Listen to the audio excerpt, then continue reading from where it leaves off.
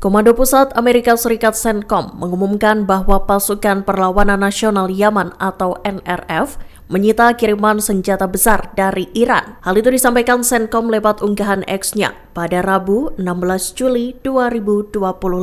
Disebutkan kiriman besar senjata itu ditujukan untuk militan Houthi. Arab News melaporkan NRF merupakan pasukan anti-Houthi di Yaman yang dipimpin oleh Tariq Saleh. Pasukan Yaman itu menyita lebih dari 750 ton amunisi dan perangkat keras, termasuk ratusan rudal jelajah, anti kapal dan anti pesawat canggih, hulu ledak dan pencari, komponen, serta ratusan mesin drone. Selain itu ada pula peralatan pertahanan udara, sistem radar, dan peralatan komunikasi. Komandan CENTCOM Jenderal Michael Eric Kurilla memuji tindakan yang dilakukan oleh NRF itu. Ia menyatakan penghalangan pengiriman senjata itu menunjukkan bahwa Iran menjadi aktor yang paling mengganggu stabilitas di kawasan. Houthi Yaman melesatkan serangan terhadap 3 target vital di Israel Rabu 16 Juli 2025.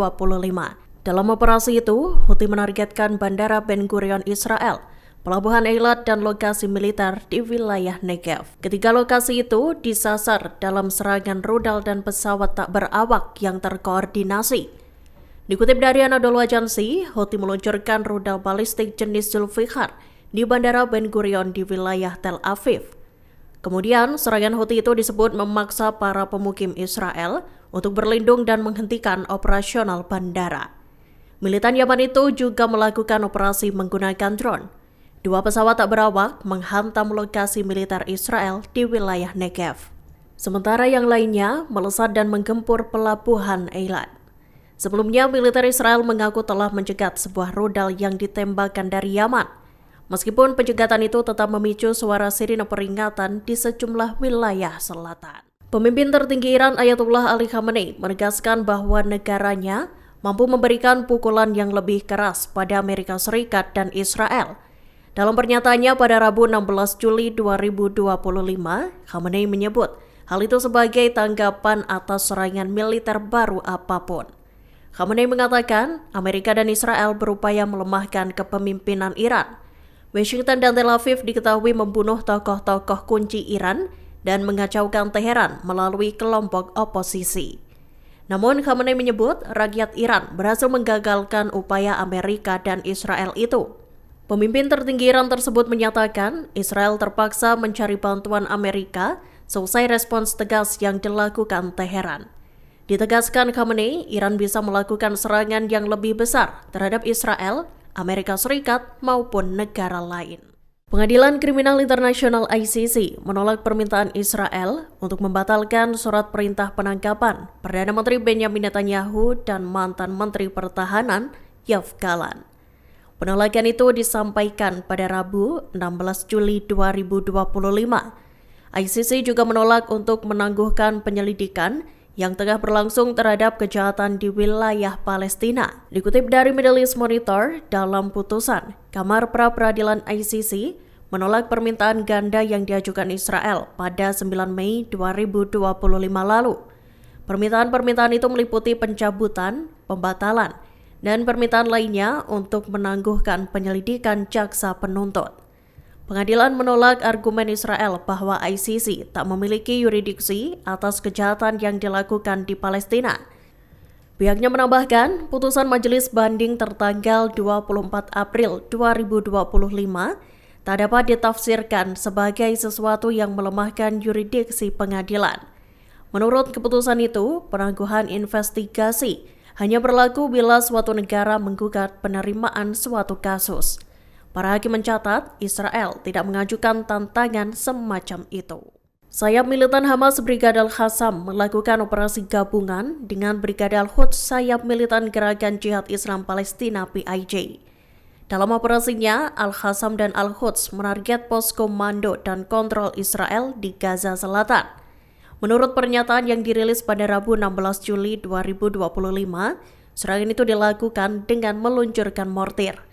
Lesakan mortir itu menghantam target Israel di daerah Khizan al-Najjar, selatan Khan Yunis. Dikutip dari Al-Mayadin, serangan ini menandai satu dari sejumlah operasi terkoordinasi yang diluncurkan dari Gaza. Operasi itu dilakukan seiring dengan pasukan Israel yang masif melanjutkan invasi mereka. Dalam operasi terpisah, Al-Qassam dilaporkan menembaki kerumunan tentara dan kendaraan militer Israel. Pasukan Zionis yang disasar tengah berkumpul di dekat Aula Al-Muhandis, daerah Al-Satra, Al-Garbi, utara Khan Yunis.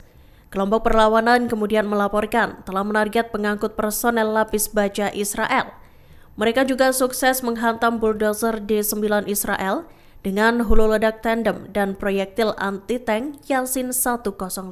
Militer Israel dilaporkan melesatkan serangan udara di Damaskus, Suriah, Rabu 16 Juli 2025.